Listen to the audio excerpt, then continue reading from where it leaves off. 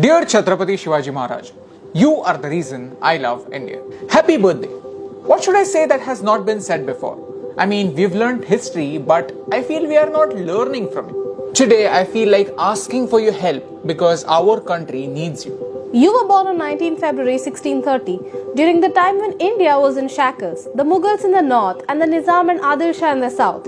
But there was a ray of hope in the center. There's a lot to learn from your story, and in the next 3 minutes, I'm going to tell you 4 things about Chhatrapati that you should learn. Number 1. Dear Chhatrapati, you learned that slavery is a state of mind. You grew up watching your father fighting the battles for the Shahs and the Sultans. Your father was a great leader himself, but he didn't have his own voice. He was still a slave. He was still taking orders. If life had been a little different, then you would have been the same, a slave in fancy clothes. But you chose your battles. Our country needs you because the youth is still a slave of expectations. Our youth is trying to be a photocopy of somebody else. They are living their life from weekend to weekend and they are finding it hard to be original. Our youth is still struggling to find a meaning. Number 2.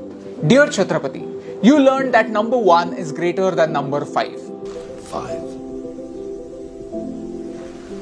1. One army, a real army, united behind one leader with one purpose. The Marathas were scattered. You turned them into an organized force. You gave the kids around you a purpose and made an army that was united by one single objective. That's why 7 Marathas could fight against 17,000 enemies without any fear for their lives. You were the ultimate underdog. When you lost to Rajput leader Jai Singh I, you signed the Treaty of Purandar and gave up 23 forts in one instance. 23 forts. I mean, I can't even imagine how it must have been to see the empire that you built crumbling in front of your eyes. But you knew that that's not the end. They could take away the forts, but not the fortress of determination that was built inside you. You ended up building more than 100 forts from scratch, and you also built a very strong navy. Our country needs you because you knew how to stay strong in your defeat. Number 3. Dear Chhatrapati, some historians believe that you grew up hating Muslims and that's why you call your kingdom as Hindavi Swaraj. Actually, you had many Muslim commanders in your army. Darya Darang as Chief of Navy, Ibrahim Khan as Chief of Artillery, Siddhi Ibrahim as your personal bodyguard.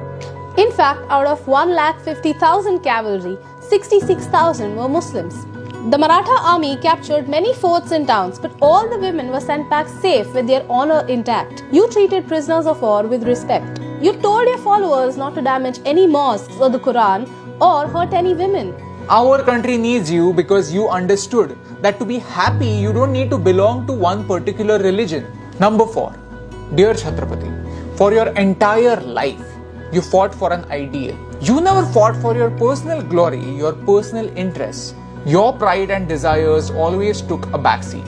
That's why you didn't declare yourself as king immediately after conquering the entire Maharashtra. You did it as a strategic move much later in your life. You were the people's king. You acted in the interest of your people rather than sitting in the highest chambers of your fort. You believed in listening to your people, and that's why they called you Zanta Raja.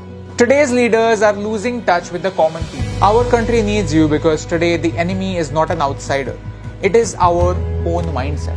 Our country needs you because we are still using the strategy of the British, divide and conquer. But you taught us that no one of us is as strong as all of us. Today I'm confused because every party wants you to be their symbol, but not even a single leader has your qualities. Somebody encourages hatred in the country, somebody sits on a chair because he belongs to a particular family, and somebody is dishonest with their own promises after the elections. In their words, they are all Shivaji. But in their actions, they are all Aurangzeb. On your birthday, it's important that you don't remain a story. Because people tell stories and then they forget them. People don't realize that there is a lesson to be learned from these stories. I want to spread Chhatrapati's message so that he doesn't remain in our textbooks, but he is reborn in our daily lives. Help me. Dear Chhatrapati, your life of 52 years is just not enough for us. We want you to live on. Because honestly speaking, a great soul like you cannot die a human death. You were not a human. You were better. You were an idea. And ideas are bulletproof.